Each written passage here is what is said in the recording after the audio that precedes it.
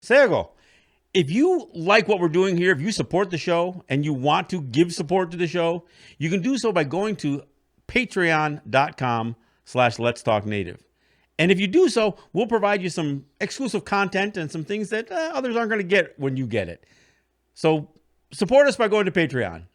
Yahweh.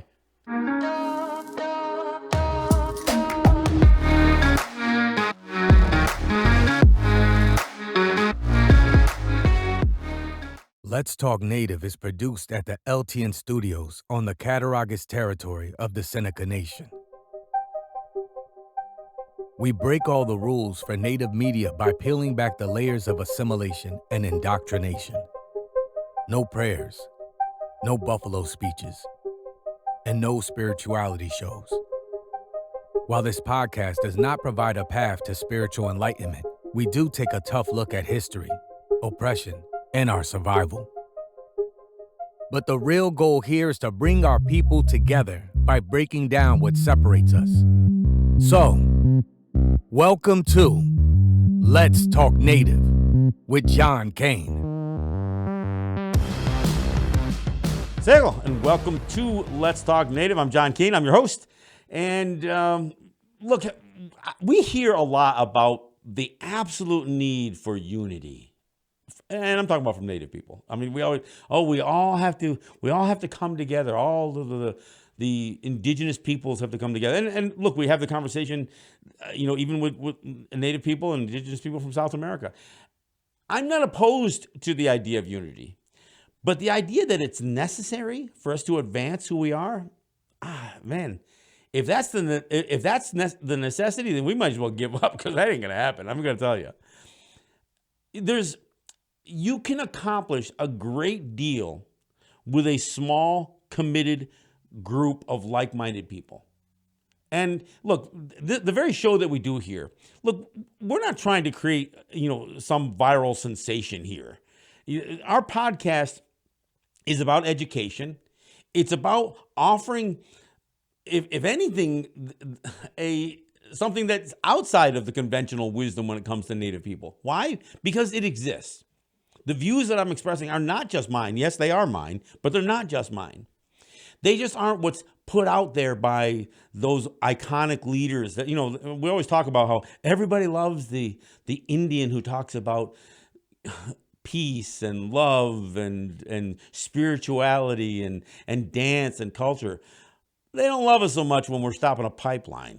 They don't love it so much when we're teaching about genocide and murder or residential schools. Yeah, we're the inconvenient, what they call the inconvenient Indian, I guess, because we're going to tell you the truth. Now, the problem is it's hard to reconcile that truth if you're embracing so many aspects of capitalism or American-style democracy and everything else. And look, I don't want to fight that war with everybody. I know there's a lot of people who are all in with the Democrats, or maybe all in with the Republicans, or or whatever. I mean, on the Canadian side, same thing. There are Native people who are all in with band councils and tribal councils. And I'm not saying that they're all my enemies. Sometimes I think that we're at loggerheads with each other on a lot of issues, but I always look at everybody as an opportunity to learn something that says, I had that wrong. I've got to change my way of looking at things. So the perspective that I'm trying to offer with this program now 3 times a week is one that when you hear it, I hope it clicks a little bit. You don't have to fully embrace it. And I'm not trying to convince everybody to see things my way or the way that I see things. I'm just trying to let people know that there's a perspective that's out there, that if enough of us take that perspective and then act on it. And when I say act, I refer to myself as an activist, but an activist is somebody who does things. Doesn't just look, I mean, we hear all about Facebook warriors and people who log on to social media and that's the way they do their level of activism. And look, there's value to that, but real activism comes in being active and actually accomplishing something and doing something. And unfortunately, we have a lot of people who are working on their own to make small strides towards, autonomy or distinction or sovereignty. What I'm hoping to do, not only with the outreach of this program, but just in general, is identify and connect with like-minded people. Look, I've talked about doing a tiny home project. It's not just so I can live in a tiny home. It's to change our view of what a home can be and should be. I mean, when I look at the idea of living in something that is really the place that you sleep and eat when the weather doesn't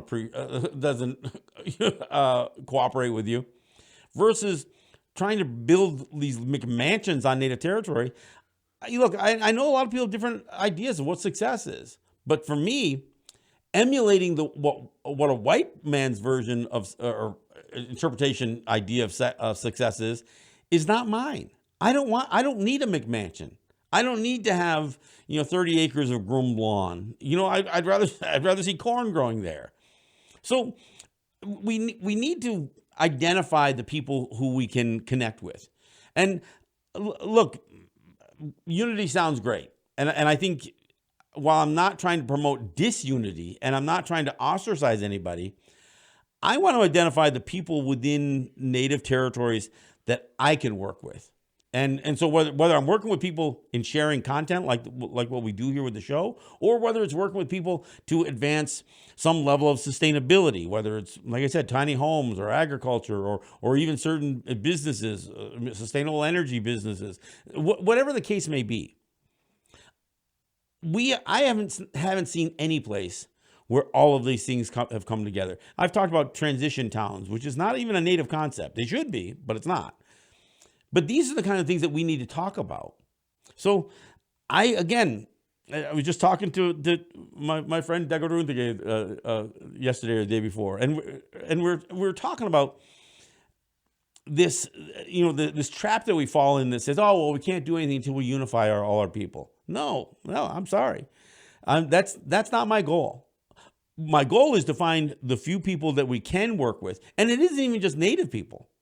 I'm sometimes wary about the role that allies can play when we're trying to advance a cause, because I don't want allies to take over our message. I don't want allies to think that they can talk and speak for us. However, I do realize that in many ways, economically, socially, environmentally, we are all in the same boat. So there are some things we can do with other peoples of different ethnicities or backgrounds. And I think we should approach that. I'm not considering that my tight circle of like-minded people, but they are a circle of like-minded people. But I think the obsession that many of us, and I had somebody reach out to me from Central America, and they said they like the show. They hear me talk about Native issues, and why don't I talk more about indigenous people from Central America? Look, I got to tell you, when I talk about Native people on either side of the imaginary line, meaning Canada, the Canadian border, I should make more of an effort to reach out and embrace Native people, indigenous people in Central and South America, because you know what? Some of those folks are probably much farther along in maintaining or keeping some of their distinction than many of us who have been inundated with American society all around us. So I realize that there's some language barriers, oftentimes, not just the English, Spanish thing, but even in indigenous languages. But we should reach out, not to try. This isn't just about this eagle and condor flying together, to represent unity, but it's about representing relationships. And I don't care if it's a handful. I don't care if it's a handful of people in Central America or a handful of people in Venezuela or Chile or any place else. I think the idea is to develop a network of a few individuals in some of these places that network produces something. And I don't just mean communication. I mean communication is the start, but there may be products and services and other resources that we can provide each other. But no, I flat out say it. I'm not big on the whole unity kumbaya thing, because it concerns me that we can be so obsessed with numbers and trying to accumulate numbers. And look, I'm trying to create a good podcast here, and I look at the numbers and who's listening and that kind of stuff. But part of it isn't so much because I think I'm winning people over, but it's about exposing people to a message they may not have heard before. So yeah, we're trying to do something here. This is a bit of an outreach effort, but it's not. It isn't towards trying to create this grand, big, and when I say big network of people, what comes with that idea with size inherently ends up being weakness, because you end up pulling in people who are not that committed. They may have just leaned that way because they knew a guy or something like that. I mean, when I think about the big changes that happen, they usually happen with a small core group of people. I mean, look, I think about the Cuban Revolution. I mean, it was about a dozen guys. It was Chavez and who's the other guy with the motorcycle diaries? I'm drawing a blank, but I'll think of his name.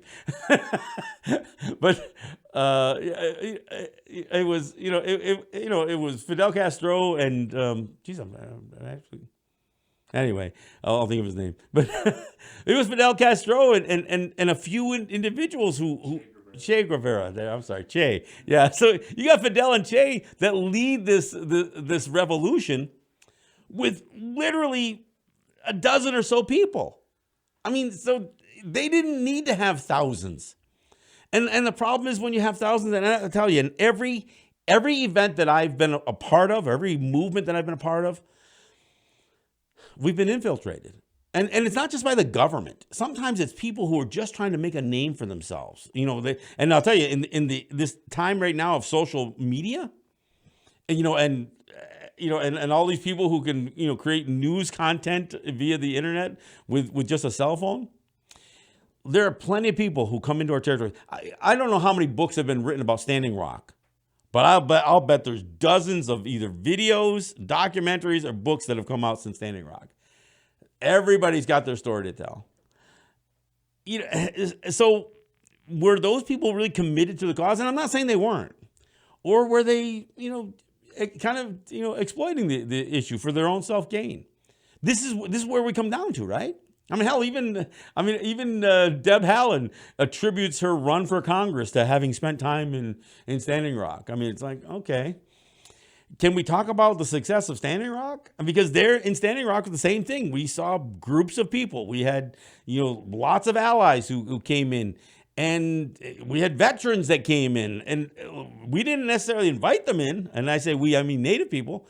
Everybody just came. They saw an opportunity to advance a cause that, in a way, would advance them a little bit too. So I don't need 10,000 people. Give me a couple of hundred, people in various places across, Native territories. And that's a solid group.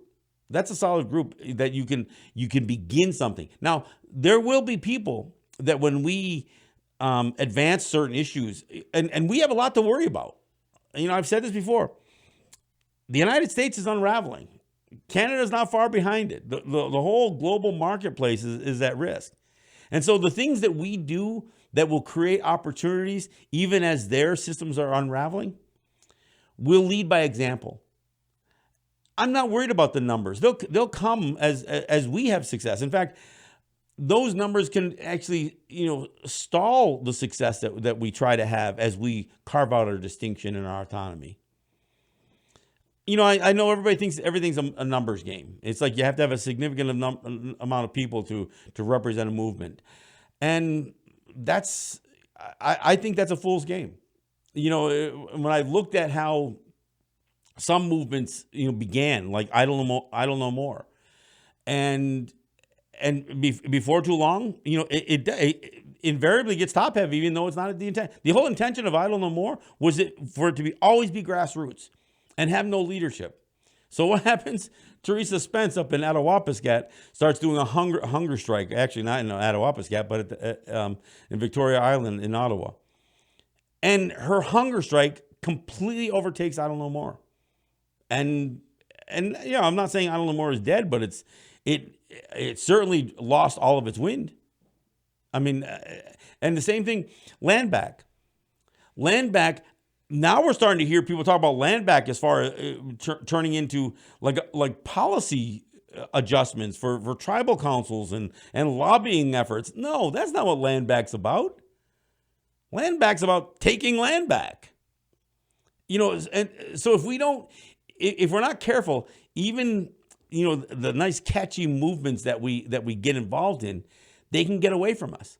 And all of a sudden, the whole intent of that movement changes. And that's why I say, when I look back at when the warrior societies were really beginning, and I'm talking about coming out of, as I talked a couple of shows ago about the sovereignty movement. We knew what we were doing. We saw organization at levels that our territories hadn't seen in probably hundreds of years. And it wasn't about necessarily leadership as much as it was organization. And so, the leadership was by what was the organization. And we accomplished things. We had revenue streams. We funded programs and we oversaw programs. And there were some programs that we didn't oversee at all. We just said, no, this is for the women to do something with. This is something for land acquisition to be done with. And so we compartmentalized the efforts that we were putting forward. And we accomplished some amazing things. And I'll say today, as I said a couple of shows ago, much of what we rely on now for economies were all of these regulatory advantages that the warrior societies fought for.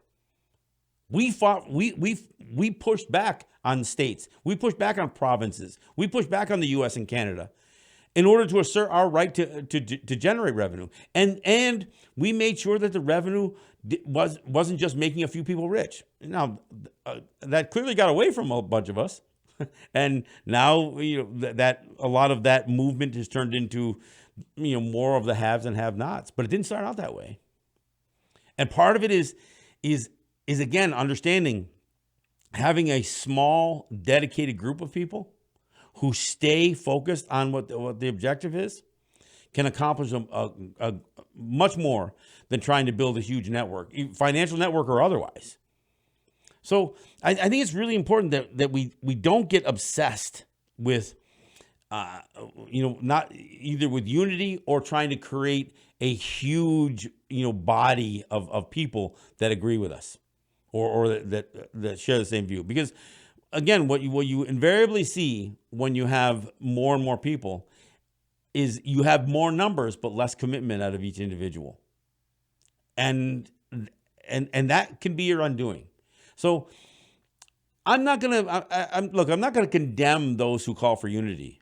But if you're calling for unity as an excuse not to do something until you have it, then that's a bit of a problem. So I think we do have to use the resources that we have, use the people we have, and become real activists. I don't mean performative activists. I don't mean just show up someplace with signs. And there's nothing wrong with showing up someplace with signs. But true activism is about being active and about accomplishing something, not just putting demonstrations. I don't want to be a demonstrator. I don't want to be a protester. I want to be an activist. I want to build something. And so that is, I think, the message we got to get out there. It's fine to be a protester. It's fine to be a demonstrator. But those aren't necessarily the people that I need the closest to me. The people that I need around, and the people that I think we need to advance a cause are not the protesters and the demonstrators, the doers, the people who are actually going to do something. And I don't care if that do something means language and teaching, or whether it's planting, or whether it's building. But these are we have to have concrete actions that come from a group of us. The numbers will come. The numbers will come, especially if I am even remotely correct in watching what's happening in the United States in particular. Look, the current generation in the United States is probably not going to make as much money as the previous generation. I mean, and I'm talking about the average American. Why? Because the system has been rigged. Everything has been geared towards the wealthy getting wealthier. Whether it's tax policy, whether it's government subsidies, whether it's the regulatory systems that will always come into effect when we try to do something, but will always be slid off to the side as wealthy people continue to grow out their wealth. I mean, when I grew up, my father could be a single income parent raising 3 or 4 kids and support a wife, and only work 40, maybe 50 hours. I mean, if he could, he was a high steel worker, so they got paid well for their overtime. But now you have to have 2 parents. You have to have a 2-income household, and that doesn't make you affluent. That keeps you right at clinging on to what the United States would call the middle class, and that's when the economy is there to support 2 incomes, two gainfully employed people in a family. That's not an easy ticket to find either. So I know just by seeing what people are going through. Look, I look. People have stuff. There's no question about that. We haven't lost our desire for stuff, not electronics and cars and that kind of thing. Debt. We're living in a world today that is more reliant on debt than ever before. In fact, if you look at the global economy, there isn't enough currency, or even a specific valued asset out there to support the amount of commerce that takes place in the world. It's all being done on paper. It's all being done with lines of credit. The house of cards could unravel, and if we as Native people don't begin to unravel ourselves from some of that, and we like I said, it's not going to be all of us. We need to begin the process of developing and securing our distinction. And I know that sounds real generic, and it is real generic. And I'm going to tell you, I don't have the answers. I just know the direction we need to go. So again, I don't need 10,000 people. And I don't think we need to get 10,000 people together to be of one mind. But I'll take hundreds at a time.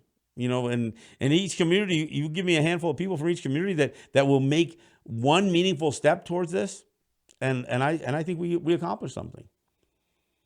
But I think that's the desire should be for us to seek out like-minded people. And look, and that's not easy.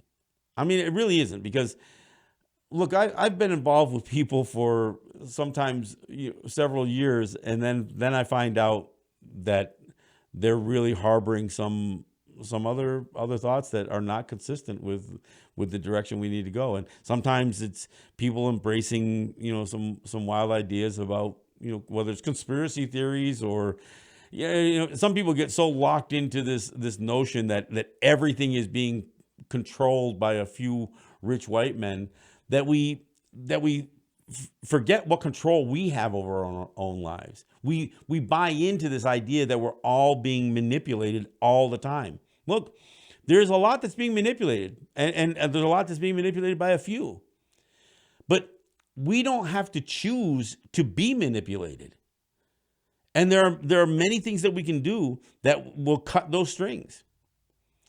And if you don't believe you can do that, then that's not the group that I'm hoping we can drum up. Like I said, give me a small, dedicated, strong minority over a large, weak majority any day. And this is where I get into this, into some of my thoughts about democracy being so weak. The problem with democracy is that it's always about creating numbers of people who will agree with you for that moment. And they may, and the whole idea of this big tent philosophy is that you bait the public to agree with you over something that is probably insignificant. So whether it's a social issue or a family values issue, as they claim, you put it out there, and then you draw attention. And when you find out half the people don't agree with the real substance of what your organization is supposed to represent. So no, I don't need to get numbers for the sake of numbers, either as subscribers to our show or as a part of a movement going forward. But I won't reject. I mean, I think if people really want to understand what it would mean to move forward as a distinct people, and it doesn't mean you've got to ostracize everybody in your life. It's about what you're dedicating yourself towards. And look, part of that dedication, I know it sounds trite, has to start with your children and where you're going with your families. What future are you trying to chart for your families? And I'm not saying you got to throw everything out, but we got to begin to take those steps. And and I'm seeing some of it, but I've seen some of it before. I mean, when my friends took land back in the 70s in what would become Ganyangé, that was one of the biggest, boldest steps that were ever taken. And only today is the conversation about land back starting to think, rekindle that notion again. But it's also being diluted in some places to mean other things other than literally taking land back to live. I mean, there's no sense in taking land back just to claim ownership of land. The whole idea of land back is to live on land and to create sustainable lives on those lands. That's what Ganyangé started out to be. I mean, we can argue where it is now. But the whole philosophy that went into the idea that we're going to reassert and reestablish Native communities. And look, we have some territories that are big enough to have Native communities started right within. We don't even go off someplace to find and fight a battle over land. But we need to have a different mindset about what community is, because land by itself is not community. And even this idea of nation isn't community. Community is about how you relate to each other. And I've talked a great deal about that on this very program. But I think as we embrace some of these ideas that address climate change, that address economic dependency on capitalism, that address our future and address sustainability, as we begin those conversations, like I said, we don't need 10,000. Just let's really concentrate on those like-minded people that we can do some of these kinds of projects with, and then look at as people become disillusioned with their lives in whatever other system they have been operating in, the numbers will come. But again, once again, we will have to be wary, because I've seen great movements start and then unravel because not everybody shares the same views and the same values. When you begin to show some success, some people start thinking about cashing it out. Some people start thinking about what they can compromise here and what they can compromise there. I've heard lots of conversations that people have had about how we secure our territories against drugs and alcohol and or whatever else. And part of it is about reestablishing communities with standards, and there's nothing wrong with that. But that's on us, and we get to decide that. This isn't about a nation project. This isn't about getting funding from the Canadian government or the federal government or anything else.